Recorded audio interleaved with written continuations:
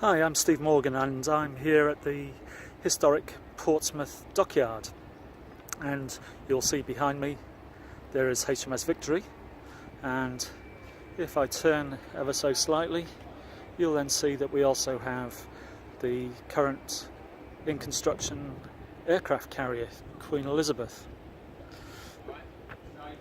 So if history is something that is a big indicator of the future, why is it that these two great ships don't look the same?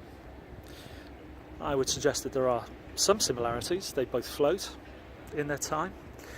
They carry hardware that was relevant to their time. They also carry crew. And if we suspend belief somehow, you might see that there are some very basic similarities in shape, very, very basic. But the vast majority of things about these two great ships are that they're different. And that difference I put down to one particular word: it's context. It's the context of the time in which they were built, the time in which they were expected to function.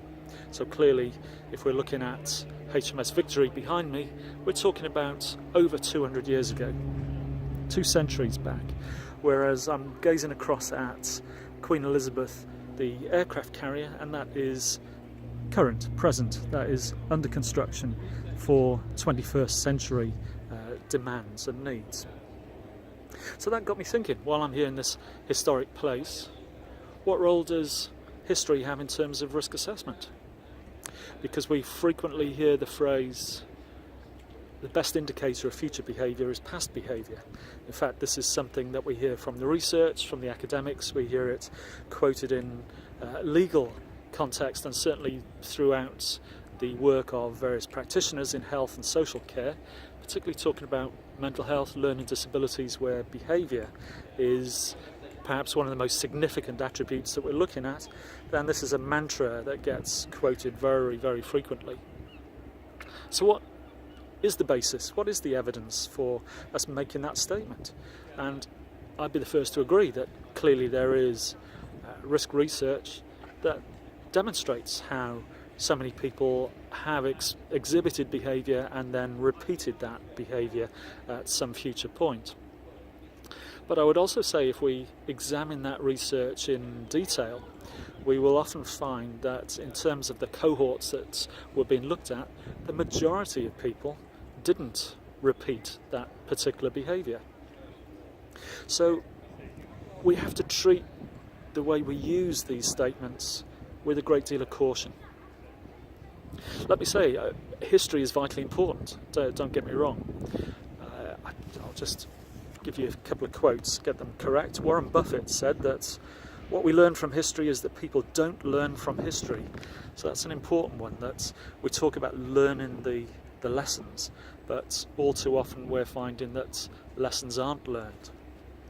George Santayana said that those who cannot remember the past are doomed to repeat it.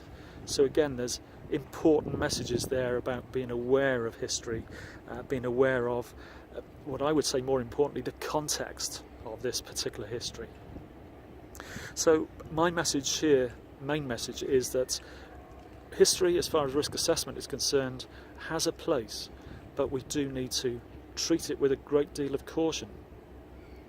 Firstly, that statement that the best predictor of future behaviour is past behaviour is built on an assumption that people don't change, that they don't learn from their own experiences.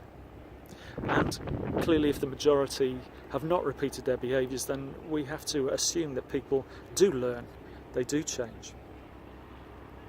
So again, I want to emphasise that from my perspective, the danger of how we misuse or misinterpret that information or that statement is that it can drive us quite often to focus on the numbers, and as a result we fail to focus on what perhaps produces the better quality information, which is the narrative. Again, I want to come back to that word context.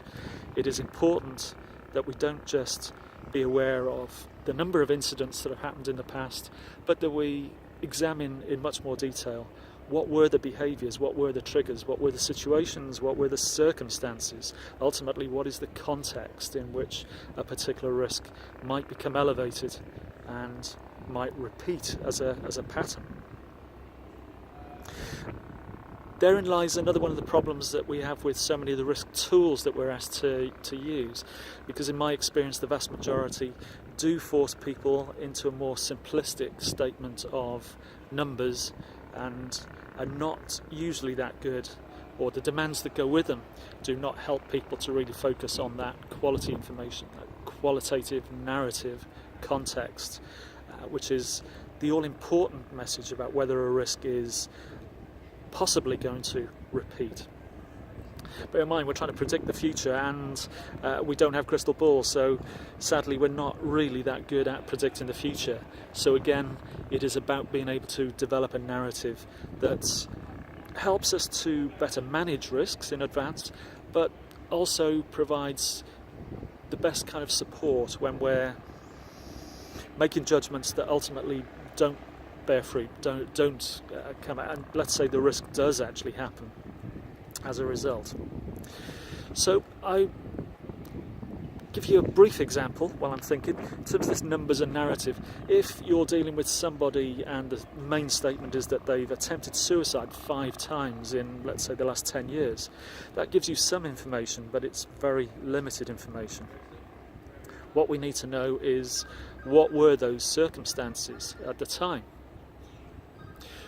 Were these happening at particular anniversaries of particular events? Were these things that the individuals themselves were able to, or were triggered by particular circumstances, situations or relationships? So it's that quality information, that's what we need. And ultimately the context of historical risk will help us in our making of those judgment calls, those important risk decisions. Risk taking, positive risk taking in particular, is a very important concept that has to be based in good quality risk assessment. So that said, let's gaze across at the Queen Elizabeth aircraft carrier. You now lose sight of HMS Victory and look over at the aircraft carrier, and I'll finish off by reminding you that we should be taking risks for positive outcomes.